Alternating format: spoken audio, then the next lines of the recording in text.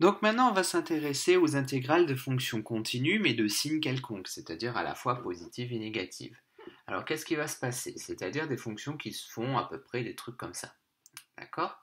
Alors comment est-ce que je définis l'intégrale entre a et b de cette fonction? Pour les fonctions positives, on avait dit que c'était l'aire sous la courbe. Pour les fonctions de signe quelconque,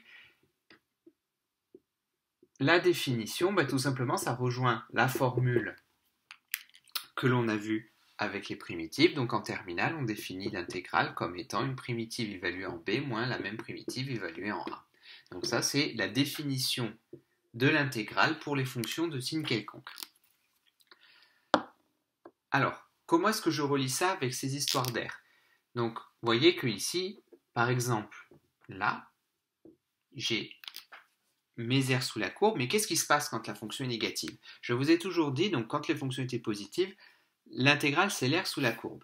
Mais quand la fonction est négative, en fait, je devrais dire plus précisément, c'est l'aire entre la courbe et l'axe des abscisses. Parce que ça conviendrait aussi pour les cas où la fonction est négative. Donc en fait, quand c'est positif, ici par exemple, c'est bien l'aire sous la courbe. Par contre, on va considérer l'aire au-dessus de la courbe quand la fonction est négative. Donc sous la courbe quand la fonction est positive, au-dessus de la courbe quand la fonction est négative.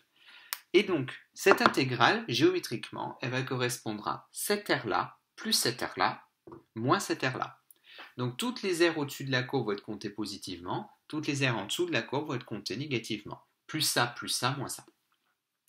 Mais ce qu'il faut retenir, c'est que pour calculer une intégrale, eh bien, on se sert de la définition avec les primitives. Donc ça va nous permettre de voir quelques propriétés de cette intégrale dans le cas général. Mais avant, on va se faire un petit exemple. Par exemple, l'exemple dans le cours. L'intégrale entre moins 1 et 3 de x carré moins 2dx. Alors là, je ne pourrais plus relier ça à un polygone usuel, donc je suis obligé de passer par la primitive. Donc, on va d'abord se calculer une primitive de x carré moins 2. Alors c'est une primitive usuelle, x carré c'est x3 sur 3, moins 2 c'est moins 2x, évalué entre moins 1 et 3, donc maintenant je remplace, donc d'abord le haut, puis ensuite le bas. 3 puissance 3 sur 3, moins 2 fois 3, moins la primitive évaluée en moins 1. Moins 1 puissance 3 sur 3, moins 2 fois moins 1. Et maintenant j'ai plus qu'à calculer.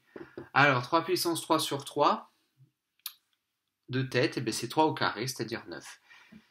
9 moins 6, ça fait 3.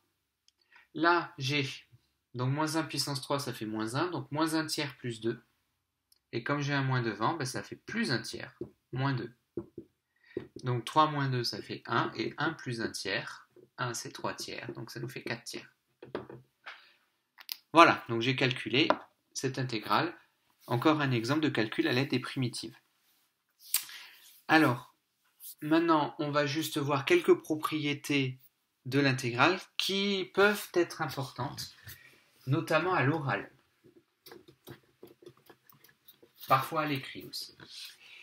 Alors, notamment, l'intégrale est ce qu'on appelle linéaire. Et une des propriétés les plus importantes, c'est que j'ai l'intégrale d'une somme. C'est la somme des intégrales. Vous avez le droit de séparer quand vous avez des sommes, d'accord ?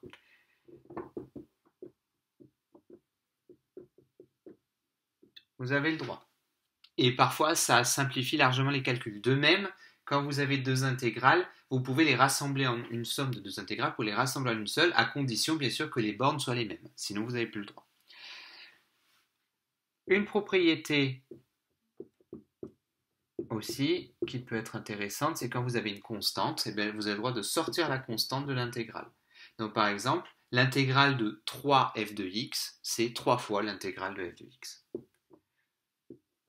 Donc on peut sortir les constantes des intégrales comme on veut. Donc en particulier, l'intégrale d'une soustraction, c'est la soustraction des intégrales. Alors les intégrales respectent aussi la relation de Chasles. C'est-à-dire que si vous faites l'intégrale d'une fonction entre a et b et que vous lui ajoutez l'intégrale entre b et c, eh bien ça fait l'intégrale entre a et c directement. Voilà, la relation de Chasles appliquée aux intégrales. Donc l'intégrale entre a et b plus l'intégrale entre b et c, c'est directement l'intégrale entre a et c. Ensuite, les deux dernières propriétés importantes à savoir sur l'intégrale, c'est que l'intégrale est positive. C'est-à-dire que si f de x est positif pour tout x appartenant à b, alors l'intégrale d'un truc positif, c'est positif.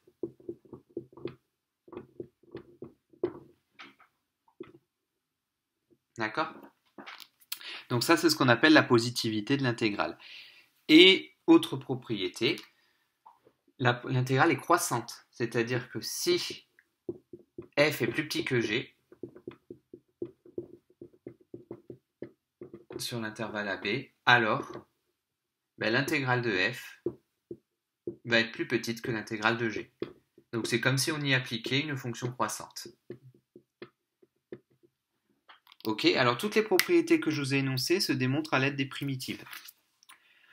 Voilà, donc là on a vu toutes les propriétés de l'intégrale qu'il y a à savoir, donc on peut maintenant enquiller tous des calculs d'intégrale à n'en plus finir. Il nous manquera juste à étudier comment est-ce qu'on calcule l'aire entre deux courbes. Ça, je réserve ça pour un petit peu plus tard. Là maintenant, on va s'entraîner à calculer des intégrales.